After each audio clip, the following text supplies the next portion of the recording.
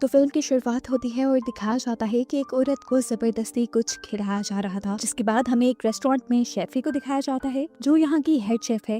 लेकिन हमेशा वो ये काम नहीं करना चाहती। उसने अब अपना रेस्टोरेंट बनाने का सोच लिया है, इसीलिए वो अपने मैनेजर को लास्ट गुड बाय कहने के लिए जाती है। लेकिन इस होटल में शेफी ने सब कुछ बहुत अच्छे से संभाला हुआ था। मैनेजर अभी तैयार नहीं था कि शेफी ये जॉब छोड़ दे। उसने शेफी को एक्स्ट्रा पैसों की भी लालच दी, लेकिन शेफी फैसला कर चुकी थी। वो अपना आखिरी फैसला बताकर यहाँ से चली जाती है। सुबह होने पर वो एक जंगल में बनी हुई खास जगह पर पहुंचती है, जो जगह उसने अपने नए रेस्टोरेंट के लिए चुनी थी। ये जगह पहले भी एक रेस्टोरेंट ही था, लेकिन बंद क्यों हुआ अभी शेफी ये बात नहीं जानती। इसी होटल का विजिट करते हुए उसे बैकयार्ड में एक गार्डन दिखता है, जिसे शायद यहाँ के पुराने शेफ ने लगाया होगा। वो जब इस गार्डन को देख रही थी तभी उसे एक ओल्ड लेडी दिखी। एकदम से उसे अपने पीछे से कुछ आवाज आई। पीछे मुड़ी जब और उसने वापस देखा तो वहाँ पे वो ओल्ड लेडी नहीं थी। इस चीज से शेफी काफी परेशान हो गई। इतनी ही देर में यहाँ पर एंड्रयूस भी आ चुका था, जो उसका पार्टनर था इस होटल में। वो उसे एक दूसरे जंगल थीम वाले रेस्टोरेंट पे लेकर जाता है ताकि यहाँ की वो सारी चीजें कॉपी करके अपने होटल में ले जा सकें। यहीं पर उन्हें लूसिया नाम की एक शेफ भी मिलती है, जो उनके साथ उनके होटल पर काम करने वाली थी। खाना खाते हुए ही एंड्रयूस ने इन दोनों को बताया कि संडे को उन्होंने कुछ इन्वेस्टर्स को इन्वाइट किया हुआ था और उनके लिए शानदार मेन्यू तैयार करने की जिम्मेदारी इन दोनों शेफ पे थी। इसके बाद शेफी अपने घर आती है और रात भर रेसिपीज ढूंढ कर अच्छा मेन्यू बनाने में लग जाती है। वो जंगल वाले होटल के घर में ही थी और उसे रात में दोबारा अपने घर से बाहर एक डरावनी आवाज सुनाई दी। वो घबरा गई। बाहर जाकर उसने देखा तो कोई नहीं था और ना ही बैकयार्ड में कोई था। लेकिन जब वो बैकयार्ड से अंदर आई तो लॉन्च में उसे एक बूढ़ी औरत की पिक्चर मिली। ऐसी ही बूढ़ी औरत को उसने पहले बाहर भी देखा था। इससे पहले कि करीब जाकर वो उस फोटो को देखती, एकदम से शेफी को उस बूढ़ी औरत की परछाई खिड़की पे दिखाई देती है। वो जब खिड़की के पास गई तो वहाँ पर भी उसे कुछ क्लियर नहीं दिखा। वो काफी घबरा गई थी। उसने जाकर स्ट्रेस रिलीफ करने वाली टैबलेट्स ली और फिर सुबह के लिए कुछ कुकिंग की तैयारी करके वो सो जाती है। सुबह काफी अच्छी थी, उसे कोई परेशानी नहीं थी क्योंकि उसने सब कुछ पहले से ही तैयार करके रखा हुआ था। उसने जाकर डो को हाथ लगाया। डो बिल्कुल अच्छे तरीके से राइस हुई थी, लेकिन तभी उसे डो में कुछ हलचल सी महसूस हुई। उसने जब डो को खोल कर देखा तो उसमें बड़े बड़े कीड़े पड़ चुके थे और जो सारी तैयारी रात में उसने की थी, जो सारा खाना रात में उसने तैयार किया था, उसमें फंगस लग चुकी थी। रातों रात ऐसा कैसे हो सकता था? आज शाम इन्वेस्टर्स भी आने वाले थे। वो बुरी तरह पैनिक हो जाती है और अपने हेल्पर से दोबारा सारा सामान लाने को कहती है ताकि वो यही खाना दोबारा बना सके। अब कुछ ही देर में इन्वेस्टर्स आने वाले थे। किस्मत बुरी शेफी की कि उसे सामान भी मार्केट से पूरा नहीं मिला। उसने जल्दी जल्दी में एक नॉर्मल रेस्टोरेंट वाला खाना बनाया। कुछ स्पेशल वो इन्वेस्टर्स के लिए बना ही नहीं पाई। ऐसे में पहला खाना खाकर इन्वेस्टर्स ज्यादा इम्प्रेस नहीं हुए, लेकिन शेफी ने डिजर्ट काफी अलग बनाया हुआ था। उसे उम्मीद थी कि ये खाकर सारे इम्प्रेस हो जाएंगे। उसने जैसे ही उसे सर्व किया तो देखा कि उसके अंदर से भी कीड़े निकल रहे हैं और बूढ़ा आदमी उसे खाने वाला है। वो उसका हाथ पटक कर रोक देती है, हालांकि वो जानती थी कि ऐसा करना बहुत ही बुरा साबित हो सकता है। अपनी इस हरकत को डिफेंड करते हुए शेफी ने कहा, असल में वो चम्मच बहुत गर्म था जिससे आप खाने वाले थे। मैं आपको किचन से नया स्पून ला देती हूँ। खैर, उसकी इस हरकत के बाद और नॉर्मल से डिशेस खाने के बाद इन्वेस्टर्स उसे कुछ अच्छा तो रिव्यू देकर नहीं चाहते। वो कहते हैं कि ये सब बहुत आम था, किसी भी रेस्टोरेंट से मिल सकता है, आप लोगों को कुछ अच्छा ट्राई करना चाहिए। अब शेफी इस सब से बहुत ज्यादा उदास हो चुकी थी। तब उसके इन्वेस्टर ने उसे कहा, हिम्मत मत हारो और नया मेन्यू तैयार करने में लग जाओ। शेफी को अब बहुत ज्यादा गुस्सा आ रहा था। शेफी ने टेंशन बहुत ली हुई थी और इसी सब में शाम भी हो गई। शाम में दोबारा उसे अपने गार्डन के पीछे से वही अजीब आवाज आई। आज तो उसने ठान लिया कि जो कोई भी होगा उसे मार देगी। चाकू छुपाते हुए वो बाहर निकली तो वो सिर्फ एक रैबिट था, जिसका पीछा करते करते वो एक अजीब सी जगह पर पहुंच गई, जहाँ पर एक गेट लगा हुआ था जिसके अंदर रैबिट चला गया। वो भी इसके अंदर चली गई और अंदर उसने एक बहुत ही अजीब लेकिन बहुत ही खूबसूरत गार्डन देखा। ऐसा गार्डन और ऐसे पौधे उसने आज से पहले कभी नहीं देखे थे। इन पर जो फल लगे थे वो भी आज तक उसने कभी नहीं देखे थे। उसने एक फल को चेक करने के लिए जब उतारा तो देखा इसके अंदर भी वही कीड़े थे जो उसकी डो में लग गए थे। इन कीड़ों को देखकर वो डर गई और उसका पाँव किसी चीज से लगा, नीचे गिरी। सर किसी हार्ड पत्थर से टकराने की वजह से वो वहीं पर बेहोश हो गई। बेहोश होने से पहले उसे एक बूढ़ी औरत की ग्लिम्स आई थी जो उससे कुछ कह रही थी। उसे जब होश आया कुछ देर बाद तो वो अपने बेड पर थी। कपड़े उसके मिट्टी से लथपथ हुए थे। इससे पहले कि वो कुछ समझ पाती कि उसके साथ ये सब कैसे हुआ, एंड्रयूस उससे मिलने आ जाता है और उसको बताता है कि इन्वेस्टर्स को खाना पसंद नहीं आया। उन्होंने कहा है कि शेफ बदल दें, फिर इन्वेस्टमेंट दी जाएगी। ये सुनकर शेफी का गुस्सा और भी ज्यादा बढ़ जाता है क्योंकि उसने अपनी पूरी जिंदगी की कमाई अपनी जॉब, सब कुछ इस रेस्टोरेंट पर कुर्बान कर दिया था और ऐसे कैसे वो शेफ बदलने का कह सकते थे। खैर शेफी अपने गुस्से को ठंडा करती है और एंड्रयूज से कहती है प्लीज मुझे 2 हफ्ते का टाइम दो, मैं सब कुछ पहले की तरह बेहतर कर दूंगी। अब शेफी रोज खाना बनाने में लग जाती है, लेकिन किसी भी दिन उसका खाना मजेदार बन ही नहीं रहा था। उसे समझ नहीं आ रही थी वो गलती कहाँ कर रही है। खैर उसी दिन उसे अपनी जैकेट की पॉकेट में से एक फल मिला। ये जैकेट गार्डन में गंदी हुई थी, ये गार्डन का फल था जिसे उसने साइड पे रखा और दोबारा खाना बनाना शुरू कर दिया, लेकिन खाना इस मर्तबा भी अच्छा नहीं बना। फ्रस्ट्रेट होकर उसने सारा खाना गिरा दिया और फिर उस फल को चखा। ये फल बहुत ही ज्यादा मजेदार था। इसको खाकर शेफी को आइडिया आया कि क्यों ना उसे गार्डन के फलों से खाना बनाया जाए। वो अब बिना कुछ सोचे समझे गार्डन में जाती है एक छुरी लेकर और सारे पौधों का थोड़ा थोड़ा सैंपल ले लेती है। उसने सारे चख के देखे, ये सारे मजेदार थे, यहाँ तक कि इन पौधों के पत्ते भी मजेदार थे। उसने इन सारे पौधों का टेस्ट लिखकर नोट्स बना लिए कि खाने में क्या चीज किस तरह डलेगी और क्या टेस्ट देगी। यहाँ गार्डन के एक दरख्त पर उसने एक अजीब सा सिंबल भी बना देखा था। ये सिंबल उसने अपने घर में लगी उस ओल्ड लेडी की पिक्चर पे भी देखा है। उसने अपने जहन में थ्योरी बनाई कि शायद ये गार्डन उस ओल्ड लेडी ने लगाया होगा। उसका गार्डन का और सिंबल का कोई कनेक्शन तो है। खैर घर को सर्च करते हुए उसे एक और ऐसी बुक मिलती है जिसके अंदर गार्डन में लगाए गए सभी पौधों की इंफॉर्मेशन थी, जिनसे शेफी को बहुत मदद मिली। खैर वो इन्हीं गार्डन से लाए फलों और पौधों से खाना बनाना शुरू करती है और अपनी साथी शेफ को टेस्ट करने को कहती है। शेफ ने जब इसे टेस्ट किया तो हैरान रह गई। एक आम सी डिश इतनी मजेदार कैसे हो सकती थी। उसने शेफी से पूछा आखिर तुम ये सारी चीजें लाई कहाँ से हो और ये मिली कहाँ से। शेफी ने गार्डन के बारे में बताने के बजाय उसे झूठ बोल दिया कि ये सब चीजें मेरी फ्रेंड ने लाकर दी हैं। एक दिन ऐसे ही जब ये लोग बैठे बातें कर रहे होते हैं तो इन्हें गार्डन के पास एक बूढ़ा आदमी दिखाई देता है। शेफी फौरन ही इस आदमी को देखकर उसके पास जाने के लिए खड़ी हो जाती है। वो उससे पूछना चाहती थी कि आखिर तुम कौन हो, यहाँ क्या कर रहे हो, पर उसके करीब जाने से पहले ही वो आदमी गायब हो गया। शेफी का हेल्पर जो पास के ही इलाके में रहता था वो शेफी को बताता है कि ये सब होना यहाँ आम बात है। माना जाता है कि पहले इस जगह पर एक विच रहती थी जिसने इस गार्डन को बनाया था। इस गार्डन में सब अजीब था। वो इस गार्डन की चीजों से रस निकालकर दूसरों को पिलाकर अपने वश में कर लिया करती थी और अपने साथ रहने पर मजबूर करती थी। और एक दिन ये बात गांव में फैल गई और जब लोग उस जगह को चेक करने के लिए आए तो तब विच वहाँ से भाग गई और उसके गार्डन में एक कीड़ा लग गया था। वो लड़का शेफी से कहता है आप परेशान मत होना, ये सब पुरानी बातें हैं, कितना सच है इसमें कितना झूठ कोई नहीं जानता। शेफी अब उससे कहती है तुमने जो कहा सब सच है, मैंने उस औरत को भी देखा था, बस एक झलक। शायद वो चाहती है कि मैं उसके गार्डन की देख रेख करूँ और शेफी अब ये करने भी लग जाती है। कई दिन वो उस गार्डन की देख रेख करती है और रात में अपने रेस्टोरेंट के लिए उन्हीं के पौधों से और उनके टेस्ट से नोट्स बनाती है। इस नोट्स और अपने मेन्यू के नीचे उसने वो सिंबल भी बनाया था जो उसने गार्डन के दरख्त और औरत की पिक्चर में देखा था। ये सिंबल बनाते ही उसे अजीब सी आवाज आई। आज उसे ये आवाज बेसमेंट से आई थी जिसके अंदर भी एक टनल थी। वो अंदर गई तो वहाँ भी गार्डन से रिलेटेड चीजें रखी हुई थी। वो इन चीजों को देख ही रही थी कि एक अजीब डरावना हाथ शेफी की तरफ बढ़ता है, जिसे देखते ही वो डर गई, वो घबरा गई बुरी तरह। औरत ने फिर से वही बात बोली जैसे वो गार्डन की हिफाजत करने को कह रही हो, लेकिन जो भी था बहुत डरावना था। ये सीन भी बहुत ही ज्यादा हॉरिबल था। शेफी भागकर अपने रूम में वापस आ गई और आज जो सब उसने देखा था उसकी वजह से उसे बुखार भी हो गया। लेकिन अगले ही दिन से वो फिर काम पे लग गई।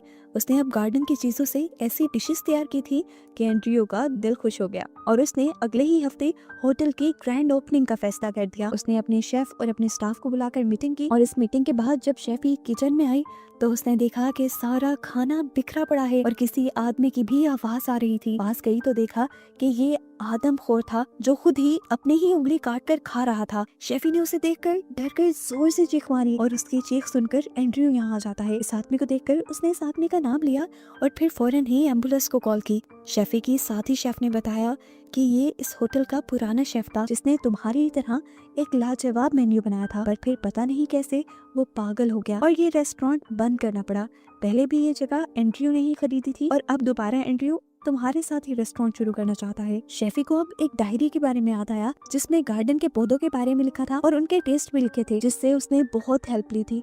वो समझ गई कि ये डायरी उसी शेफ की थी जो पागल हो गया। इसमें उसने कुछ ड्राइंग्स भी बनाई थी जो बहुत ही ज्यादा डरावनी थी। इन्हीं सारी चीजों के हेलुसिनेशंस और विजन तो शेफी को भी आते थे। वो समझ गई कि ये सब गार्डन के पौधों की वजह से हो रहा है और अब वो भी जल्द ही पागल हो जाएगी अगर उसने इन पौधों के इस्तेमाल को छोड़ा नहीं तो। ये सोचते ही उसने फौरन किचन में जाकर काम बंद करने को बोला। अपनी सारी चीजें जो गार्डन से बुलाई थी उसने गिरा दी और वो मेन्यू और अपने नोट्स भी सारे जला दिए जिसमें उसने गार्डन की चीजों के बारे में लिखा था और गार्डन का सिंबल बनाया था। इस सिंबल के चलते ही उसे ऐसा फील हुआ कि कोई उसकी तरफ भाग कर आ रहा है। वो डर गई और जैसे ही पीछे मुड़ी तो उसकी मुंह के बिल्कुल सामने एक डरावना बूढ़ी औरत का चेहरा आ गया, जिसे देखकर वो इतना डर गई कि चीखती हुई जंगल की तरफ भागी। वो बहुत ज्यादा डर चुकी थी। उसने उस गार्डन के सारे पौधों को भी उखाड़ उखाड़ कर फेंकना शुरू कर दिया। इसी के साथ उसने जो ओल्ड लेडी की फोटो अपने किचन में रखी थी वो भी उसने फेंक दी। सुबह जब शेफ काम करने के लिए आए तो उसने फौरन मेन्यू चेंज करने को बोल दिया। इस डिसीजन से उसकी दूसरी शेफ के साथ लड़ाई हो गई और वो चली गई। उसके जाने के बाद शेफी ने गार्डन से लाई सारी चीजें फेंक दी और अपनी टीम से कहा कि हम एक नया मेन्यू बनाएंगे और नए मेन्यू पे काम करेंगे। वो खुद भी जब काम कर रही थी तो उसे पता ही नहीं चला कब उसने अपनी पूरी उंगली काट दी। आसपास के लोगों ने उसे देखकर बताया उसे तो दर्द का एहसास भी नहीं हुआ था। ये सब बहुत अजीब था। यहाँ पर लोगों को भी समझ नहीं आ रही थी कि हो क्या रहा है। एंड्रयू जब ये बताने के लिए किचन में आता है कि स्पेशल गेस्ट आने ही वाले हैं तो वो किचन में हड़बड़ी देखता है और पूछता है कि आखिर यहाँ हो क्या रहा है। तब उसे पता चलता है कि एंड टाइम पे शेफी ने सारा मेन्यू चेंज कर दिया था और यहाँ उसकी शेफी के साथ भी लड़ाई हो जाती है। फिर एंड्रयू बहस करने के बाद बाहर चला जाता है गेस्ट को रिसीव करने के लिए, जबकि शेफी को अजीबोगरीब हेलुसिनेशंस होने लगते हैं। उसे ऐसा लग रहा था जैसे उसके मुंह से कीड़े निकल रहे हों, उसके हाथ कट गए हों जिनके कट से अब कीड़े बाहर निकल रहे थे। उसके सामने जब शेफ आए उसे डिश टेस्ट करवाने के लिए तो उसे लगा कि ये सारी फंगस से भर गई हैं, लेकिन इस टाइम उसने अपने इमोशंस पे कंट्रोल किया, डिश नहीं फेंकी क्योंकि उसे पता चल चुका था कि उसके हेलुसिनेशंस हैं। उसने बगैर चखे ही ये खाना सर्व करने को कह दिया, लेकिन यहीं पर उसकी सबसे बड़ी गलती हो गई। इस डिश में सी फूड था और एक गेस्ट को सी फूड पेश नहीं करना था और ये बात वो पहले से ही जानती थी। उसकी वजह से उस गेस्ट को एलर्जी हो गई, सांस आना बंद हो गया और एंट्रियो के हाथ पांव फूल गए। आखिर में दोबारा ही उसके रेस्टोरेंट की बेइज्जती हुई और सब लोग वहां से चले गए। एंड्रयू भी गुस्से में आ गया। रात में उसने शेफी से कहा तुम्हारा तो पता नहीं, लेकिन मैंने अपनी सारी जमा पूंजी इस रेस्टोरेंट पे खर्च कर दी है और तुमने पहले ही दिन मेरे रेस्टोरेंट की रेपुटेशन खराब कर दी। इस चीज का तो शेफी को भी बहुत दुख था। अगली सुबह शेफी नई उम्मीद से उठती है कि आज जो भी वो करेगी वो ठीक करेगी। उसने देखा कि जो शेफ कल चली गई थी वो भी आज वापिस आ गई। उसने उसका शुक्रिया किया, लेकिन ये वापिस आई थी एंड्रयू के कहने पर। एंड्रयू ने अब शेफी से कहा कि मुझे इन्वेस्टर्स ने कहा है कि तुम अपना शेफ बदलो, नहीं तो वो इन्वेस्टमेंट नहीं देंगे। प्लीज तुम यहाँ से कहीं दूर चली जाओ। ये सुनकर शेफी गुस्से से पागल हो गई। एंड्रयू अब उसे हाथ पकड़कर वाइन स्टॉक के पास बेसमेंट में ले गया। गुस्से से पागल हुई शेफी उसी के ऊपर भड़कने लग जाती है और कहती है तुम नहीं जानते कि मैंने इसके लिए क्या किया। अपनी पूरी लाइफ स्पेंड कर दी, अपनी सारी सेविंग्स, सारा तजुर्बा, अपनी जॉब। तुमने नहीं देखी थी क्या पहले इस रेस्टोरेंट की हालत? इसे मैंने अकेले साफ किया, अकेले इस हाल तक पहुंचाया कि यहाँ के लोग बैठे और तुम मुझे ही निकाल रहे हो। उसने पास पड़ा एक हैडल कॉक भी उठा लिया। वो यहाँ से वापस किचन में जाने ही वाली थी कि एंड्रयू ने उसे पकड़कर पीछे बने एक जेलनुमा कमरे के अंदर कैद कर दिया। शेफी हेल्प हेल्प चिल्लाती रह जाती है, लेकिन वहाँ उसकी मदद को कोई नहीं आता और एंड्रयू बाहर निकल जाता है। बाहर आते ही शेफ ने उससे पूछा कि शेफी कहाँ है, शेफी के बगैर कुछ नहीं हो पाएगा। पर एंड्रयू ने कहा वो अपनी पेमेंट लेकर जा चुकी है और आज से तुम हेड शेफ हो, आज तुम सब संभालो। लेकिन उसे इतना कुछ नहीं आता था, वो आज का इवेंट नहीं संभाल सकती थी। शेफी भी उस कमरे से निकलने की कोशिश कर रही थी, लेकिन कोई फायदा नहीं हुआ। बेसमेंट के रोशनदान से उसने गाड़ियों की चलने की आवाज सुनी और जोर जोर से हेल्प हेल्प चिल्लाकर किसी की मदद बुलाने की कोशिश की, लेकिन ये भी काम नहीं किया। यहाँ पर एक छोटा सा दरवाजा था जो उसने खोला तो देखा कि अंदर एक टनल है, जो टनल बाहर जाकर खुल रही है, लेकिन बाहर का दरवाजा भी वो खोल नहीं पाई और उसी टनल के अंदर बैठ गई। एकदम से जहाँ शेफी बैठी हुई थी वहाँ जोर से जलजला आने लग गया। शेफी बुरी तरह डर गई, लेकिन उसने देखा कि जहाँ वो बैठी थी उसके सामने एक और दरवाजा आ गया और इसके पीछे एक दूसरी टनल थी। अब यही टनल उसे एक उम्मीद लग रही थी। उसने यहाँ से कैंडल चलाई और आहिस्ता आहिस्ता इस टनल के अंदर चली गई। इस टनल के अंदर उसे क्या दिखा? एक लाश, मरी हुई औरत की। इन्हें देखकर शेफी बहुत ज्यादा डर चुकी थी।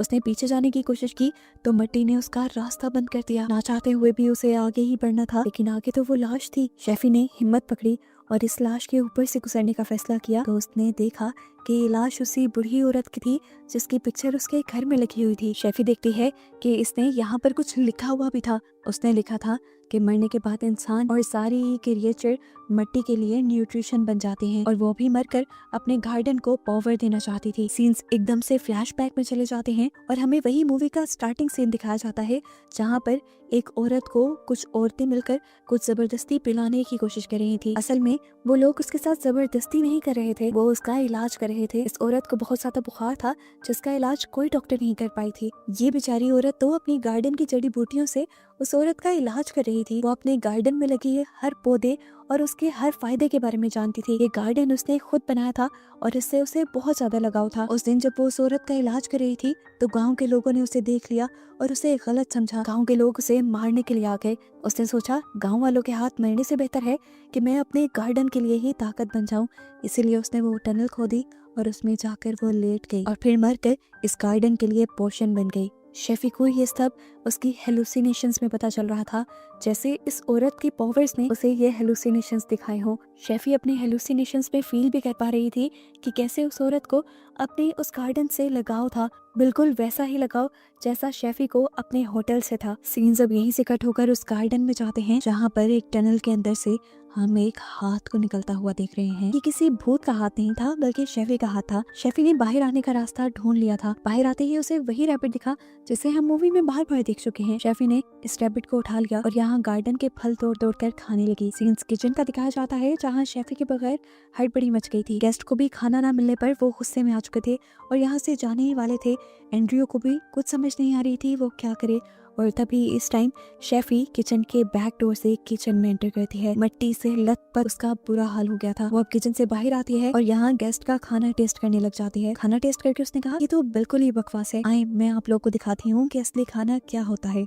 यहाँ पर उसके मास्टर भी आए हुए थे जो उसकी परफॉर्मेंस को देखना चाहते थे। पर शेफी सारी गेस्ट से कहती है अगर आप लोग को जानना है कि असली टेस्ट क्या होता है तो आप सभी लोग मेरे साथ बाहर आ जाएं। सभी मेहमान उसके साथ बाहर जाने लगते हैं। ये देखते हुए एंड्रयू भी जल्दी से अपने स्टाफ से कहकर सारे टेबल्स बाहर लगवा देता है। शेफी कुछ लकड़ियां तोड़ती है और गार्डन के बीचों बीच आग लगा देती है। इसके बाद वो उस खरगोश को काटती है और उसी खरगोश का सूप तैयार करने लग जाती है। इसके बाद शेफी गार्डन से बहुत सारी चीजें लेकर आती है और शेफी के साथ मिलकर सारे ही शेफ उसकी मदद करते हैं नया खाना बनाने में। जिसके बाद ये सारे डिशेस अब गेस्ट को सर्व कर दिए जाते हैं। सभी गेस्ट ये खाना छककर हैरान हो गए थे। ऐसा टेस्ट उन्होंने पहले कभी नहीं खाया था। वो इन्वेस्टर जो बार बार शेफी को चेंज करने को कह रही थी उसे भी ये खाकर बहुत मजा आया और शेफी के मास्टर भी उसकी बनाई इन रेसिपी से बहुत खुश हुए। सभी लोग अपना खाना एंजॉय कर रहे थे और शेफी इन सब को देखकर खुश हो रही थी। शेफी जानती थी कि ये सब उस औरत की वजह से ही हुआ है और उसके गार्डन की वजह से ही हुआ है।